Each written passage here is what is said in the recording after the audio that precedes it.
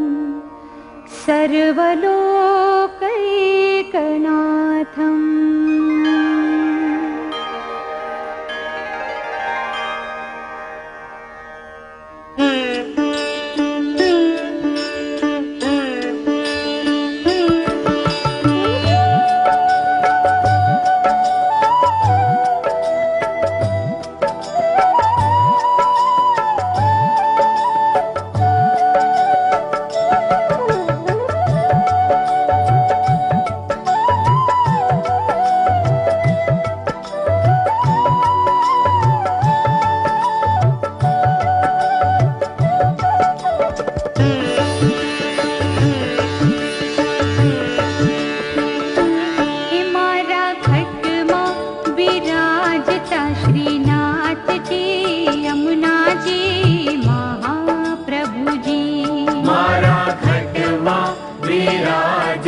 श्रीनाथ जी यमुना जी महाप्रभु जी मारू मनडो छे गोकुल वन रावण मारू मनडो छे गोकुल वन रावण मारा तनना गणियामा तुलसी रावण मारा प्राण जीवन हे मारा विराजता श्रीनाथ जी यमुना जी महाप्रभु जी मारा घट मां विराजता श्रीनाथ जी यमुना जी महाप्रभु जी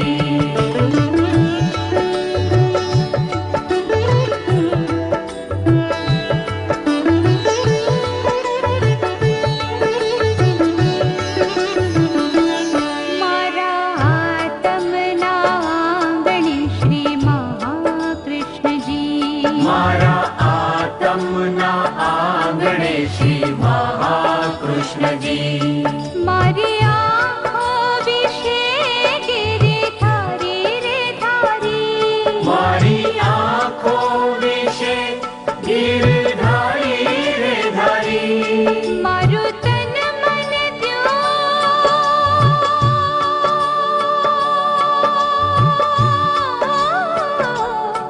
मारू तन मन दयो जनवारी रे वारी मारा श्याम मुरारी हे मारा खटमा विराजता श्रीनाथ जी यमुना जी महाप्रभु जी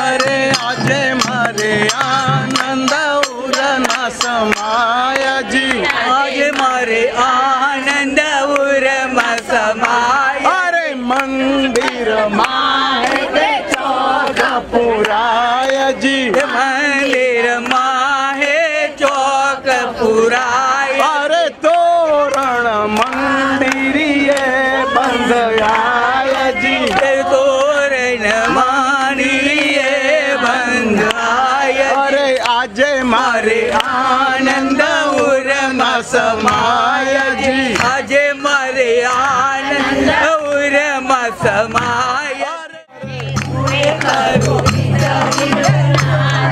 अरे हर पेड़ा पे सही साथ जी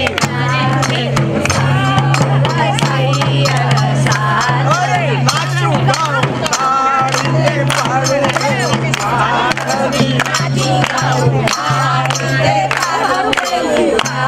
अरे नाचू गाऊं ताड़ी पाड़ू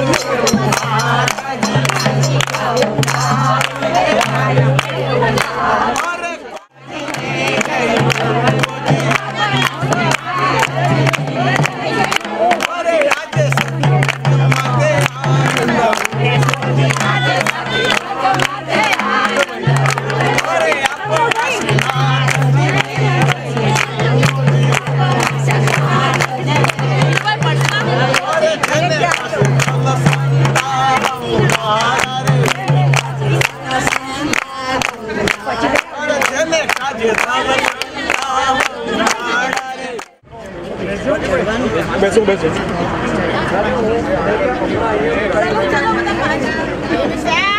एक मिनट तुम्हें बच्चे ना जाओ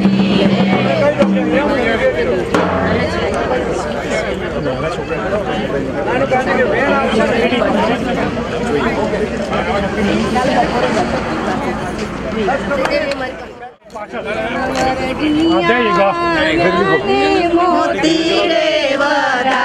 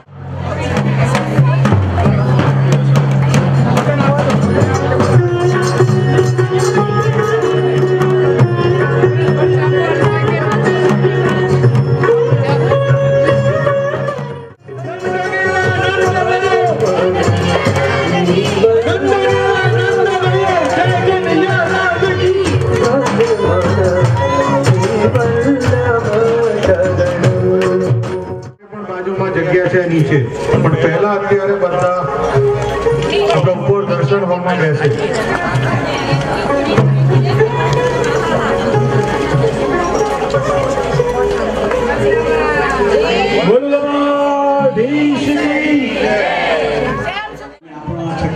આજનો આપણે વૈષ્ણવ સિદ્ધવાળાનો છઠ્ઠો પ્રાગટ્ય ઉત્સવ ઉજવવા આપણે ખૂબ જ ભાગ્યશાળી થયા છીએ અને આપણે એના માનમાં એક સુંદર ભજન ગાઈએ. બધા જીલજો વાતો કર્યા વગર, અને બધા જીલજો. હા, ઓકે. શ્યામ સુંદર શ્રી અમને મહારાણી છે, શ્રી વલ્લભાઈ છે.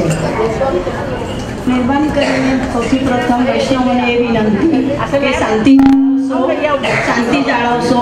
આપણે અહીંયા સત્સંગ કરવા જીજી પૂજ્ય જીજી શ્રી બિરાજા છે, તો મહેરબાની કરીને નમ્ર વિનંતી સર્વે વૈષ્ણવોને શાંતિ જાળવશો. આપણે અહીંયા સર્વે વૈષ્ણવો એકઠા થયા છે જીજીનો અમૃત ઉત્સવો ઉજવવા માટે, તો વૈષ્ણવો પ્લીઝ શાંતિ જાળવશો. કૃષ્ણ સર્વરૂપા કૃપા શક્તિ શ્રી યમુનાજીના સ્વરૂપને મૂર્તિમંત કરતા મંગલ મૂર્તિ કૃષ્ણ ભક્તિ યોગ, કૃષ્ટિ જ્ઞાન યોગ, માનવ કલ્યાણ કર્મયોગના સમન્વય સમકલ્યાણ મૂર્તિ વિશ્વભરના વૈષ્ણવોના લાડીલા શ્રી વલ્લભના વિરલ વંશજ પૂજ્યપાદ ગોસ્વામી 108 શ્રી ઇન્દિરા બેટીજી મહોદયા શ્રી જીજીનો આજે આપણે અમૃત મહોત્સવ ઉજવી રહ્યા છીએ. પુષ્ટિ ભક્તિ માર્ગના સ્થાપક જગતગુરુ શ્રીમદ વલ્લભાચાર્યનું સમસ્ત કુળ જેમની પ્રગલ્ભ પ્રતિભાથી શોભી ઉઠ્યું છે, એવા શ્રી વલ્લભના સાચા વારસદાર વિશ્વ વંદનીય પૂજ્ય શ્રી જીજીજીએ પોતાના આદર્શ જીવનની પળે પળ ભક્તિયોગ, જ્ઞાનયોગ, કર્મયોગના અવિસ્ત યજ્ઞમાં આહુતિ રૂપે સમર્પિત કરી છે. વિદુષી પૂજ્ય શ્રી જીજીએ પોતાની ભાગવત ભક્તિ ગંગા, ગીતા જ્ઞાન સરિતા, ષોડશ ગ્રંથ, વચનામૃત થકી જગતભરના ભક્તજનોને પ્રભુ પ્રતિ ગતિ કરવા પ્રેર્યા છે. દેશ વિદેશમાં અનેક સત્સંગો મંડળોની સ્થાપના કરનાર પૂજ્ય શ્રી જીજી અમેરિકાના અનેક ગોવર્ધનનાથજી મંદિર તથા શિકાગો સીજી દ્વાર હવેલીના આધ્યાત્મિક આપણા આશ્રયદાતા છે. શ્રાવણીના ઉપનામ સાથે રચિત કવિયત્રી પૂજ્ય શ્રી જીજીની કાવ્ય રચનાઓમાં એમની વાત્સલ્યભર વિદ્વતા, ભક્ત હૃદયની મધુરતા અને કવિ હૃદયની કોમળતાના પવિત્ર સંગમની ઝલક મળે છે. પૂજ્ય શ્રી જીજીના 60 વર્ષથી સતત ચાલતા જનસેવા, સમાજ સેવા, માનવ કલ્યાણના પુણ્ય કાર્યોએ અનેક પરિવારોના ગૃહસ્થી વ્યવસાય વસાવ્યા છે. અનાથ બાળકોને સનાથ કર્યા છે. પૂજ્ય શ્રી જીજીનું આદર્શ જીવન જ એમનો સંદેશ છે. 1985થી 2014ના 29 વર્ષો દરમિયાન પ્રતિ વર્ષ ઉત્તર અમેરિકાની અવિરત ધર્મયાત્રા કરી આપણે સૌને પુષ્ટિ જ્ઞાન, ભક્તિના ઉપદેશ થકી કૃષ્ણની પ્રેમ લક્ષણા ભક્તિના માર્ગે આગળ ધપાવવા આજે અથાગ પરિશ્રમ કરતા પૂજ્ય શ્રી જીજીનો આભાર માનવાની આજે સુહાની ઘડી એટલે પૂજ્ય શ્રી જીજીના અમૃત મહોત્સવ ઉજવણીનો અવસર આજે. પ્રિય વૈષ્ણવો, આપનો બહુ સમય ન લેતા મારી જે પૂજ્ય શ્રી જીજીને યાચના વિનંતી આપની અમૃત વાણીનો અત્રે ઉપસ્થિત વૈષ્ણવોને લાભો આપો એ મારી નમ્ર વિનંતી. આપ શ્રીના આશીર્વાદ અને માર્ગદર્શન હર હંમેશ સીજી દ્વાર હવેલી ઉપર તેમજ સીજી દ્વાર હવેલીના હરેક વૈષ્ણવો ઉપર રહે એ જ યાચના, એ જ નમ્ર વિનંતી. શ્યામ સુંદર શ્રી અમને મહારાણી જય.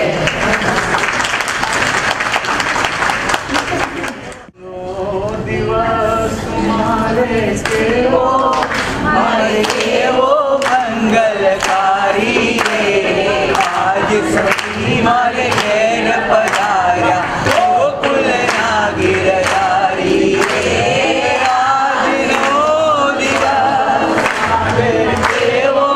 અમારે કેવો મંગલકારી રે આજ સખી મારે ઘેર પધાર્યા ગોકુલના ગિરધારી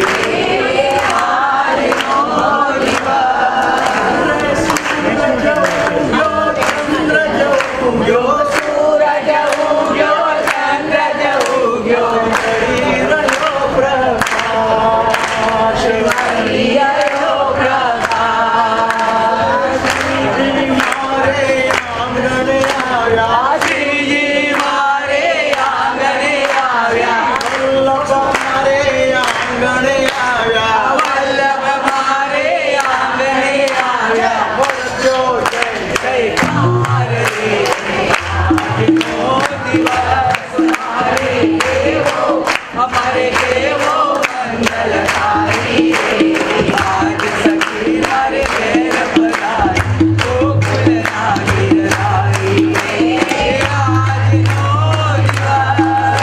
आसो पालवना तोरण बजाओ आसो पालवना तोरण बजाओ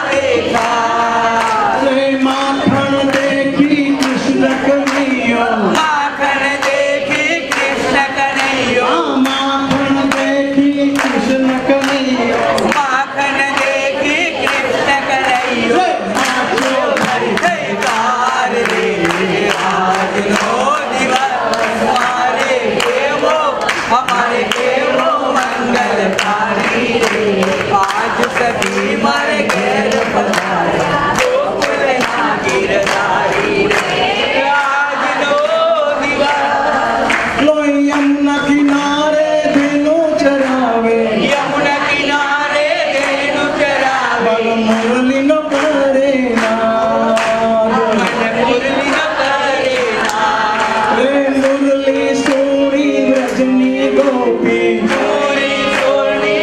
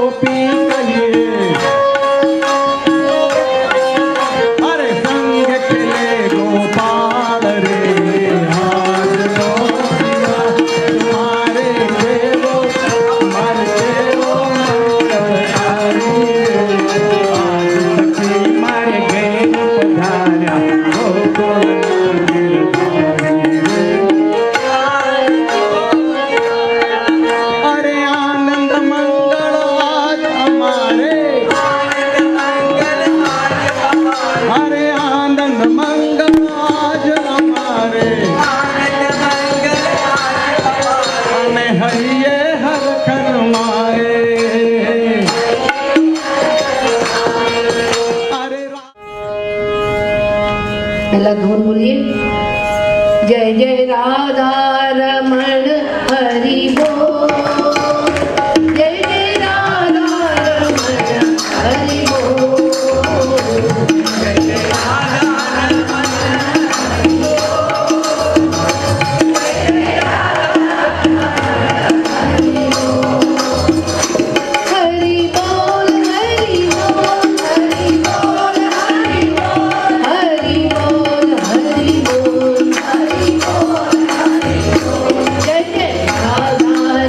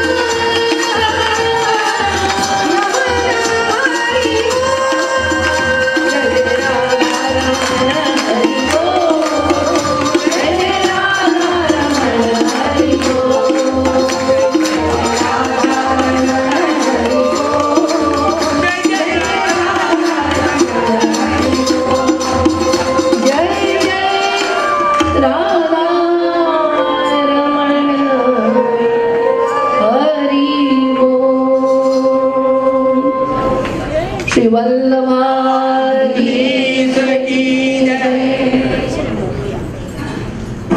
अब ऐसा करो, यमन राग का ट्यून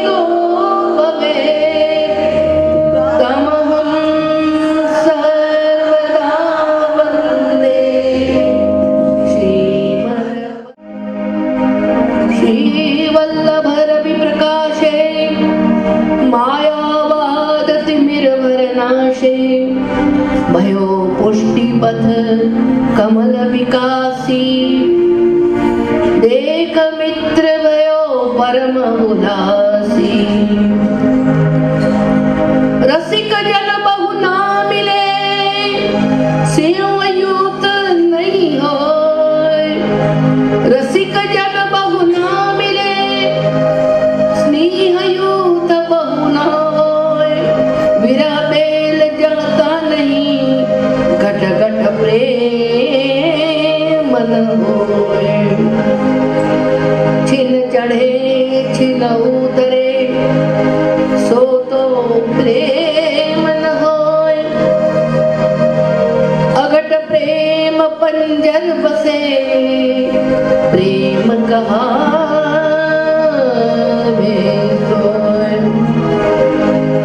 बिनु देखे आतुर रहे प्रेम बाग को फूल चित्तन माने ताई बिन प्रेम जो सब को बोलो प्रेम जो सब को प्रेम जो सब को श्री वल्लभाई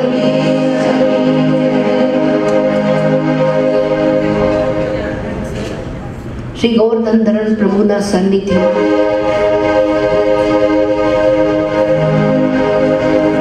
આજે આપણા ઉત્સવના બીજા દિવસે જ્યારે શ્રી મહાપ્રભુજીના બેઠકજીની સેવા કરવાની છે ત્યારે સેવા કરતા પહેલા એક કામ જરૂર કરવું સેવા કેવળ બહાર નથી હોતી અંદરથી બહાર આવે છે એટલે અંદર શ્રી મહાપ્રભુજીને પધરાવીને પછી તમે બહાર સેવા કરો ઘણી વાર હું વિચારું છું મહાપ્રભુજીની બેઠક ક્યાં હોવી જોઈએ બેઠક યાત્રા કરવા આપણે જઈએ છીએ તમે આખું વ્રજ ફરી આવ્યા દક્ષિણ ભારત ફરી આવ્યા ગુજરાતની બધી બેઠકો કરી મધ્ય ભારતની બેઠકો કરી કરીને પાછા અમેરિકા આવ્યા બધો મહાપ્રભુજીને સાથે લાવ્યા મહાપ્રભુજીની બેઠક કે આપણા ઈષ્ટદેવ પ્રભુની બેઠક એ આપણા અંતઃકરણમાં હોવી જોઈએ ભક્તિ દેવીનો પ્રસંગ છે ભક્તિ દેવીને પૂછવામાં આવ્યું જ્યારે નારદજી એને યુવતી બનાવી એને બ્લોસમ બનાવી when she ક્યાં રહું? Where should I stay? તો ભાગવતકારે બહુ સુંદર કહ્યું. એ વખતે બ્રહ્માજી ત્યાં હતા. સાત્વંચ તિષ્ઠસ્વ સુધૈર્ય સંશયા નિરંતરમ वैष्णव मानसानी. ओ भक्ति देवी, तेरे लिए एक मंदिर बनाया है અને એ મંદિર છે વૈષ્ણવોનું અંતઃકરણ કે મન.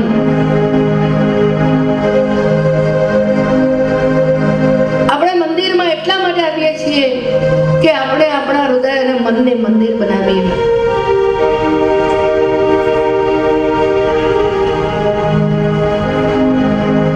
અને સતત આપણા ઈષ્ટદેવની સાથે પ્રણય ગોષ્ઠી કરીએ. પ્રિયજનો, એક શાયરે બહુ સુંદર કહ્યું છે, દિલ કે આईने में है तस्वीर यार की. તારા પ્રેમીને તારે ક્યાં જોવાનો છે? दिल के आईने में है तस्वीर यार की, जब जरा गर्दन झुकाई देख ले. ત્યાં તને રોજ દર્શન થશે. પણ ખરી વાત એ છે કે આપણું દિલ આઈનો છે ખરું?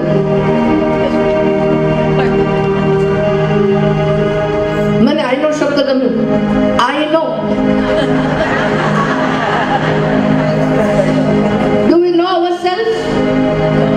આપણે આપણી જાતને ઓળખીએ છીએ ખરા?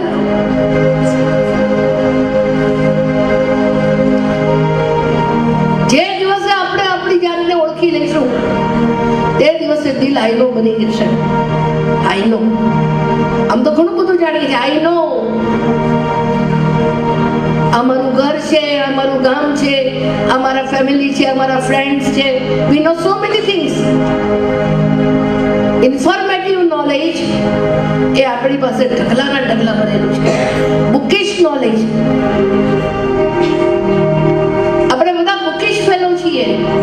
એકઠું કરેલું નોલેજ છે, બહારથી લાવેલું નોલેજ છે. Is it comes from within? એ આપણી અંદરથી જાગે છે ખરું? જે નોલેજ આપણને આપણી અંદરથી મળ્યું હોય એને કહી શકીએ કે આઈ નો હુ એમ આઈ. હું કોણ છું એ આપણને અંદરથી જાગૃતિ થાય છે ત્યારે મળે છે. આજે કોઈ તમને કહે તમે કોણ છો, હુ યુ આર, તો આપણે આપણું નામ કહીશું. જુદા જુદા નામ આપણા. પછી સરનેમ કહીશું, ડેઝિગ્નેશન કહીશું, પોઝિશન કહીશું. ઘણા બધા રીતે આપણે ઓળખાઈએ છીએ. પરંતુ જે રિયલ આપણી ઓળખાણ છે એ આપણને મળતી નથી. ભગવાન કૃષ્ણે ગીતાજીની અંદર આપણી રિયલ ઓળખાણ આપી. મમૈવાંશો જીવલોકે જીવભૂત સનાતન.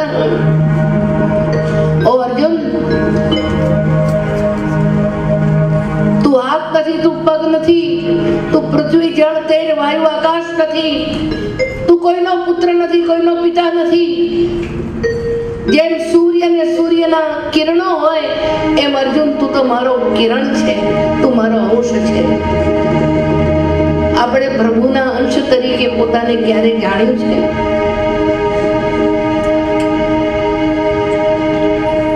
આઈ નો, હું પોતાની જાતને જાણું છું.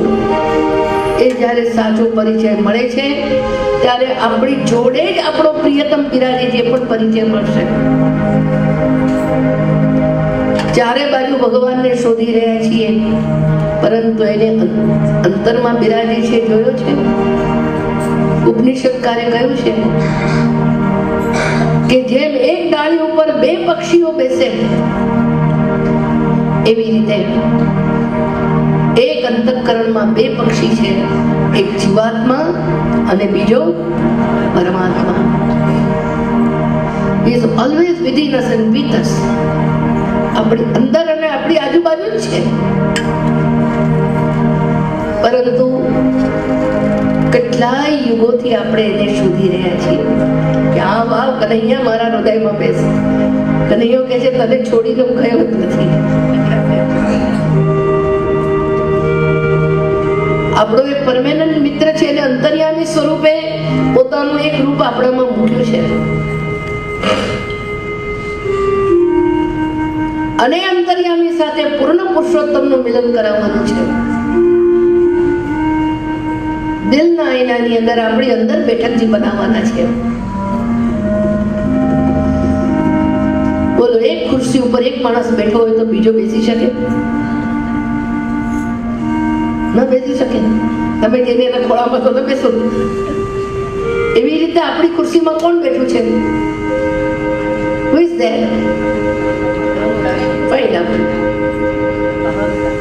કોણ છે? એક એક એક બોલો. અહંકાર, અહંતા, મમતા, પછી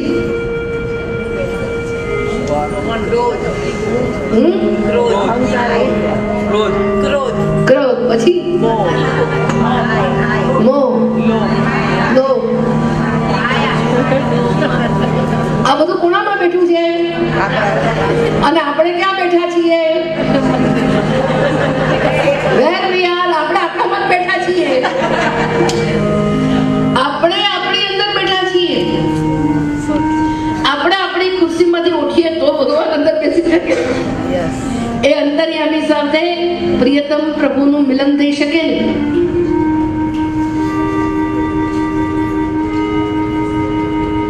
આપણે એની અંદર ખુરશી જમાવીને બેસી ગયા છીએ.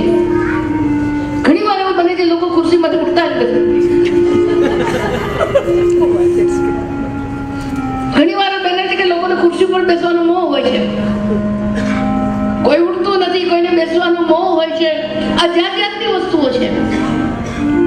ભગવાન કહે છે મારે તારી અંદર બેસવું છે, પણ તું અંદરથી ખસે ત્યારે.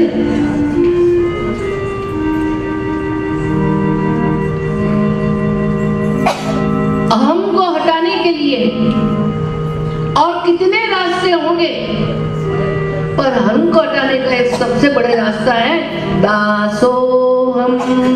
बोलो, दासोहम. कृष्ण तवास्मि न जास्मि परस्य. कृष्ण तवास्मि न जास्मि परस्य. श्री कृष्ण शरणं मम. श्री कृष्ण शरणं मम. श्री कृष्ण शरणं मम. श्री कृष्ण शरणं मम. श्री कृष्ण शरणं. श्री कृष्ण शरणं मम. श्री कृष्ण शरणं मम. श्री कृष्ण शरणं मम. दासोहं दासोहं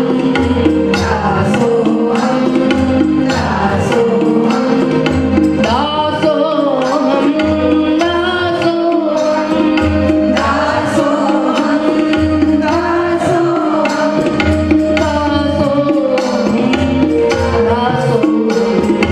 दासोहं બસ અહમને મટાડવાના બે રસ્તા છે. આપણી ખુરશી ઉપરથી આપણને ઉઠાડવા માટે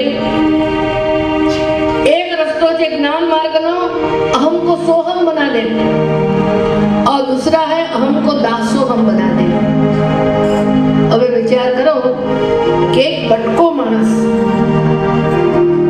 બહુ ઊંચું ફળ છે, એને કુદાકડો મારવો હોય તો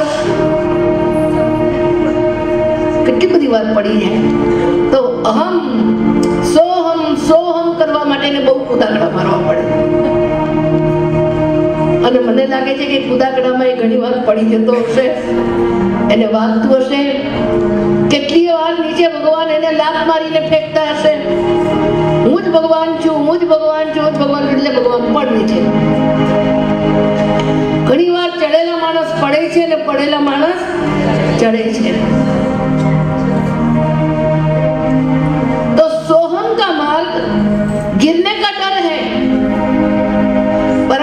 દાસોહમ કા માર્ગ કભી ગિરને કા ડર.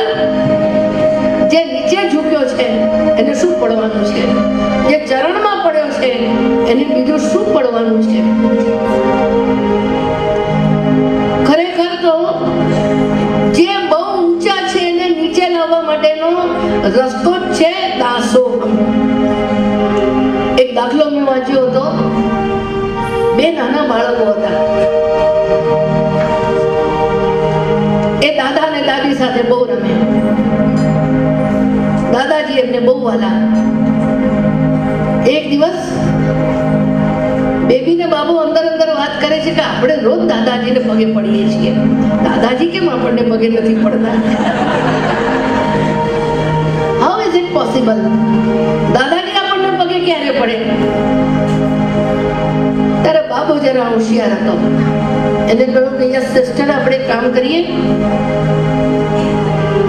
આપણે બંને બારણા પાસે સંતાઈ જઈએ. દાદાજી જેવા અંદર આવે ને એને પગ પકડી લઈએ. એટલે આપણને ઉઠાડવા માટે તો એને ઝૂકવું જ પડશે.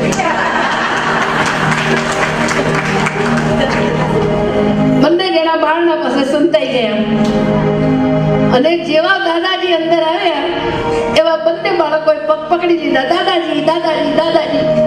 અરે ઉઠો ઉઠો એમ છે ને ઉઠે. અખરે દાદાજીએ નીચે ઉચકીને બંને બાળકોને ઉઠાવ્યા અને ઉઠાવીને છાતીએ ઓળગાડ્યા. એટલું જ નહીં અને ખભા ઉપર બેસાડ્યા. તો ભગવાનના વક્ષસ્થળ ઉપર છાતી ઉપર ચડવું હોય તો કયો રસ્તો છે? દાસોહમ. દાસોહમ. એમના દાસ બનીને એમને શરણે જઈને સદૈવ એમને સ્વામી માનીને એમના ચરણોમાં આપણે નમતા જ રહીએ. ત્યાં આપણું અહમ ઝૂકી જાય છે.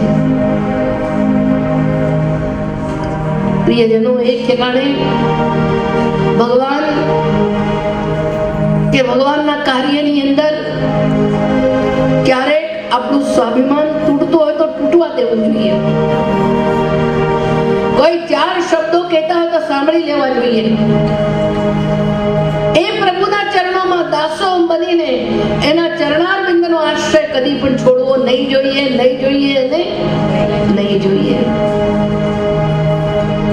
આ વાત આપણા ગુરુ જગતગુરુ શ્રી વલ્લભાચાર્ય આપણે શીખવી છે. એટલે હૃદયમાં પ્રભુનું મંદિર બનાવવા માટે, મહાપ્રભુજીની બેઠક બનાવવા માટે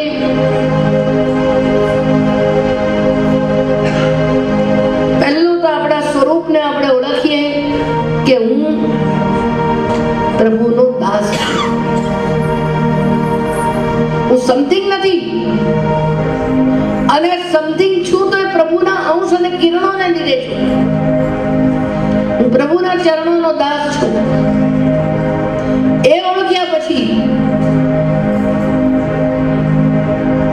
એમણે જે આપણને ભગવદ આશ્રય શીખ્યો છે એ ભગવદ આશ્રય આપણે જીવનમાં શીખવો જોઈએ અને એ પણ દૃઢાશ્રય હોવો જોઈએ.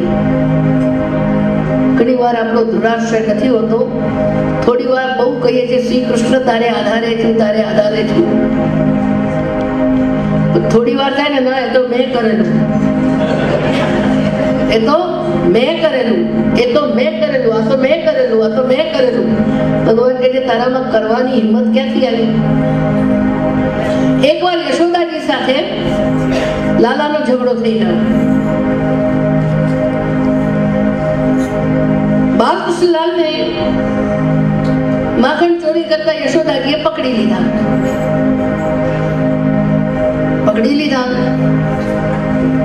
ત્યારે યશોદાજી ગુસ્સે થઈ ગયા. હો રાજા શ્રી ચોરાણા, તું ચોરોનો રાજા છે? ભગવાન કહે છે ભૈયા નાહમ ચોરહા, હું ચોર નથી. તદ ગોત્ર બાંધવા, તારા પિયરિયાઓ ચોર હશે. મારા પિયરિયાઓ ચોર હશે? ભગવાને તરત જ પૂછ્યું, તું કહે છે કે માખણ ખાઈ ગયો, માખણ ચોરી ગયો, માખણ ચોરી ગયો.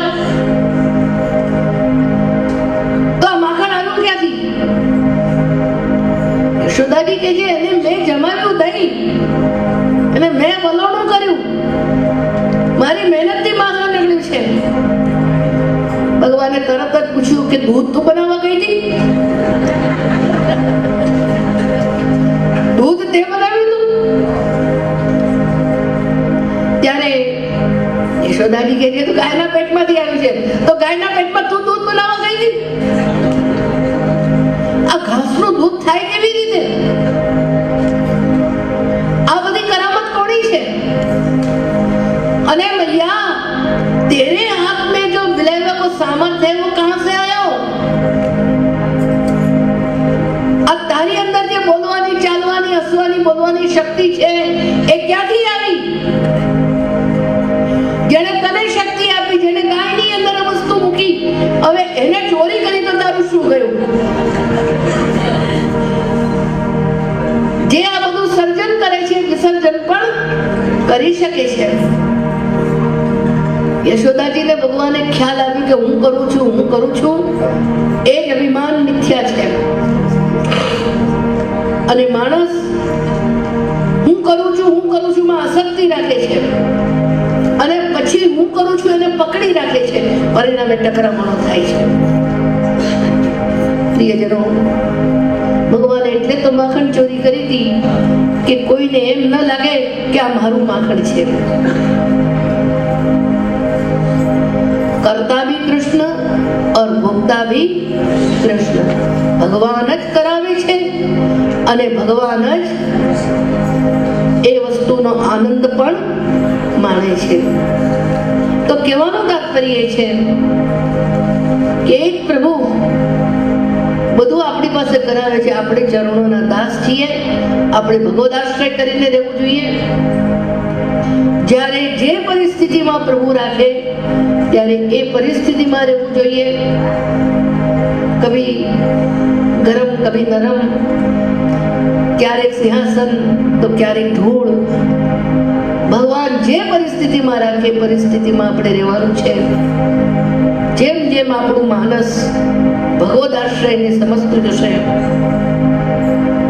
તેમ તેમ આપણો દાસ ભાવ દૃઢ બનતો જશે, પૂર્ણ ભગવદ આશ્રય પ્રાપ્ત થશે. એક વાર એક ભાઈ માંદા પડ્યા, સાજા થઈ ગયા. પછી એક મિત્ર મળવા આવ્યા. જો કે યાર તો બહુ સારી રીતે સાજો થઈ ગયો. એ લોકો કે હા ઠાકોરજીએ મને બહુ જ કૃપા કરી અને હું સારો થઈ ગયો. એના ઠાકોરજીની ઝાંપી બાજુમાં જ રૂમમાં હતી. ઠાકોરજી ખુશ થયા કે ચલો એને ક્રેડિટ તો બધી મને આપી. થોડી વાર પછી એ બોલ્યો, ભગવાન તો બધું સારું જ કરે છે, પરંતુ સારું થયું કે મને ડોક્ટર સારું મળે. ભગવાન કહે ચલો 25% ડોક્ટર લઈ ગયો.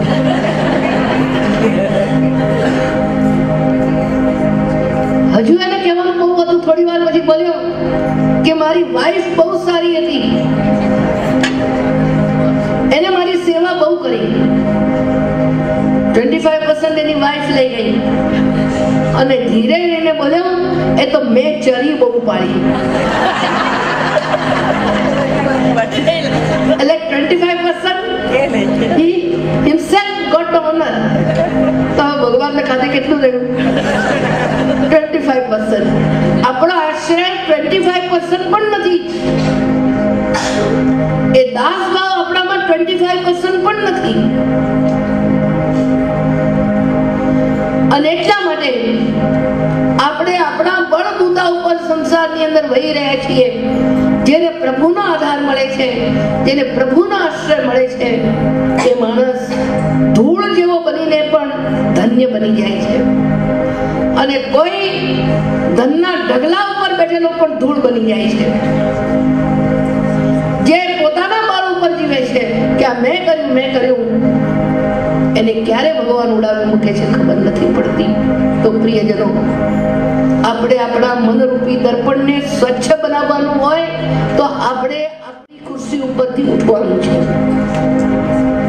આપણી ખુરશી ઉપર આપણા ઈષ્ટ ઇષ્ટ આપણા પ્રેમી એ પ્રભુને પધરાવાના છે, એના દાસ બનીને રહેવાનું છે અને જિંદગી ભર એનો ભગવદ આશ્રય ક્યારેય છોડવાનું નથી. મારતો એ તું ને તારતો એ તું. શ્રી મહાપ્રભુજીએ આપણા સદગુરુઓએ આ લેસન આપણને શીખ્યું છે. સર્વ માર્ગેષુ નષ્ટેષુ કલૌ ચ અલધર્મિણી પાખંડ પ્રચુરે લોકે કૃષ્ણ એવ ગતિર્મમ કૃષ્ણ એવ ગતિર્મમ.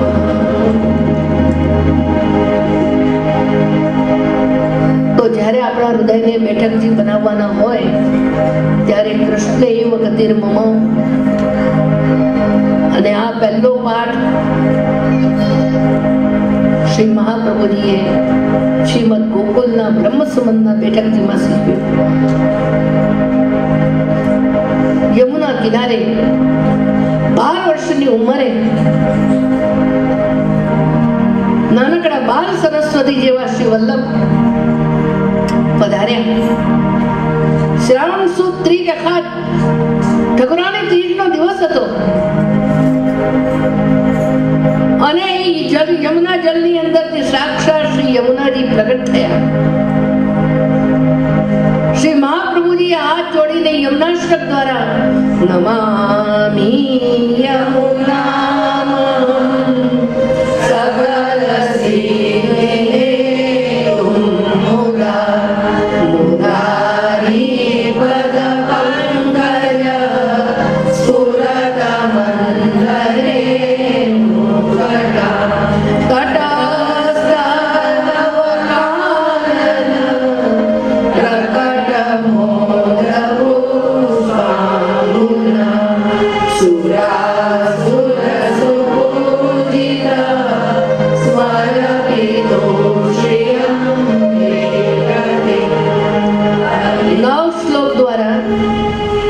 યમુનાજીની પ્રાર્થના કરી. શ્રી યમુનાજી આજ્ઞા કરી, હે વલ્લભ, આપ દૈવી જીવોના ઉદ્ધાર કરવા માટે ભૂતલમાં પધાર્યા છો. આપ અહીં યમુના મારા કાંઠે બિરાજમાન થાઓ, શ્રીમદ ભાગવતજીનું પારાયણ કરો અને એ બ્રહ્મ સંબંધની બેઠક ગોકુલજીની જ્યાં બિરાજીને શ્રી મહાપ્રભુજીએ ભાગવતજીનું પારાયણ કર્યું. બરોબર શ્રાવણ સુદ 11ની મધ્યરાત્રિનો દિવસ આવ્યો. શ્રાવણસ્યામલે પક્ષે એકાદશ્યામ મહાનિશિ સાક્ષાત ભગવતા પ્રોક્તમ તદક્ષરશ ઉચ્યતે. અને એ જે અનુભવ મહાપ્રભુજીએ યમુના કિનારે બ્રહ્મ સંબંધની બેઠકમાં કર્યો એ આખો સિદ્ધાંત રહસ્ય નામના ગ્રંથમાં આપણે પ્રત્યક્ષ લખ્યું. ભગવાને મને જે પ્રત્યક્ષ આજ્ઞા કરી તે હું તમને કહું છું. શ્રીનાથજી બાબાએ પ્રગટ થઈને બ્રહ્મ સંબંધ મંત્રનું દાન શ્રી મહાપ્રભુજીને કર્યું. આ બ્રહ્મ સંબંધમાં 3 મંત્ર છે: અષ્ટાક્ષર મંત્ર, પંચાક્ષર મંત્ર અને ગદ્ય મંત્ર. અષ્ટાક્ષર મંત્રમાં શરણાગતિ શીખવી, શ્રી કૃષ્ણ શરણમ મમ. પંચાક્ષર મંત્રની અંદર દાસ ભાવ શીખ્યો અને કહ્યું કે દાસ ભાવથી પ્રભુને કહે કે હે કૃષ્ણ હું તમારો છું, હે કૃષ્ણ હું તમારો છું, હે કૃષ્ણ હું તમારો છું. I belong to you because I am a soul. પરિચય આપ્યો તું કોણ છે. અને બ્રહ્મ સંબંધના ગદ્ય મંત્રની અંદર આ બંને વસ્તુનું સમર્પણ શ્રી ગોવર્ધન ધરણ પ્રભુના ચરણોમાં કરાવ્યું. આ પ્રભુને તું કહે જીવ કે હજારો વર્ષોથી આપનાથી વિખૂટો પડ્યો છું. આપને મળવા માટે જે તાપક ક્લેશ થવો જોઈએ તે મને નથી થતો. એ મારી અંદરથી તિરોભાવ થઈ ગયો છે. હે ભગવાન, હે કૃષ્ણ, હે ગોપીજન વલ્લભ, આપને હું મારા દેહ, ઇન્દ્રિય, પ્રાણ, અંતઃકરણ, એના ધર્મો આ બધા આઈ છે. મારી સ્ત્રી, મારો પતિ, મારા બાળકો, મારું ઘર, મારું ધન, મારું જે કઈ છે આ માઈ છે. આ બધું જ આત્માની સાથે સમર્પણ કરું છું, કારણ કે હું તમારો દાસ છું. આ ટ્રેનિંગ મંત્ર દીક્ષા દ્વારા શ્રીજી બાબાએ શ્રી મહાપ્રભુજીને કહ્યું, હે વલ્લભ, તમે સમગ્ર પુષ્ટિ જગતને આપો. અહીંથી પુષ્ટિ માર્ગનો પ્રારંભ થયો. તો પુષ્ટિ માર્ગની જન્મસ્થળી એ શ્રીમદ ગોકુલની બ્રહ્મ સંબંધની બેઠક છે.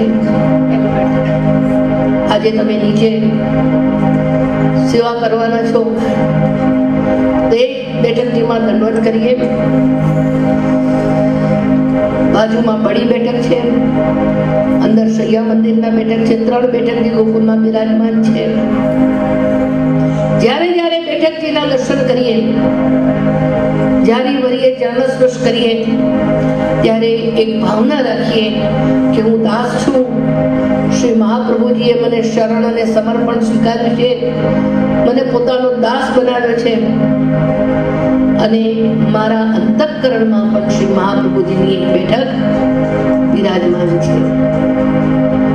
તમે જેમ ત્યાં બેઠકજીની સેવા કરો છો, એમ અંતઃકરણમાં બિરાજેલા બેઠકજીની સેવા કરવી હોય તો દરરોજ આપણી અંદર એ બેઠકજીને સ્વચ્છ બનાવજો. ખોટા ખોટા જે વિચારો આવે તો કહેજો કે મારા બેઠકજી મેલા થઈ જશે. કોઈને માટે દ્વેષ આવે, ક્રોધ આવે, આ મારું તારું થાય, અંદરની વેર ઝેર જાગે, તો એ ભાવના રાખીને એને અંદરથી કાઢી નાખજો. કારણ કે વધારે વાર રહેશે તો બોલો, કચરાવાળા ઘરમાં તમને રહેવાનું ગમે છે? ધુમાડાવાળા ઘરમાં તમને રહેવાનું ગમે છે? બળતા ઘરમાં તમને રહેવાનું ગમે છે? તો ઠાકોરજીને ગમશે? તો એ આપણા અંતઃકરણને સ્વચ્છ બનાવીને, મનુષ્ય છીએ એટલે અંદર વિચારો ને વિકારો તો આવવાના જ છે, પરંતુ એક વૈષ્ણવતાના નાતે આ વૈષ્ણવતાને જગાડવા માટે સતત આપણે આપણું પણ ઓબ્ઝર્વેશન કરવું પડશે કે આ બધું મારી અંદરથી ક્યારે નીકળે, ક્યારે નીકળે, ક્યારે નીકળે. કારણ કે આ બધું જ આપણા ભક્તિ માર્ગમાં ઓબ્સ્ટેકલ છે. પ્રભુ સુધી પહોંચવા માટેનો ઓબ્સ્ટેકલ છે. તમે મંદિર સુધી આવીને પણ ઠાકોરજીના ચરણારવિંદમાં નહીં પહોંચી શકો જો અંદર આ બધું ભરેલું હશે. તો આઈએ અહીં મંદિરના પગથિયે ચડો ને ત્યારે બધું ખાલી કરીને ઉપર ચડજો. અત્યારે આપણે સેવા કરવાની છે. પહેલા દર્શન ખુલશે, આરતી થશે, પછી નીચે જજો. નીચે જારીજી ભરવાના છે, ભોગ ધરવાનો છે, માળાજી ધરવાના છે, પવિત્રના માળાજી છે. અને પછી આરતી વલ્લભ વર્ગી કીજે એ મહાપ્રભુજીની આરતી કરવાની છે. બોલો શ્રી વલ્લભા શ્યામ સુંદર શ્રી યમુને. દર્શન લઈને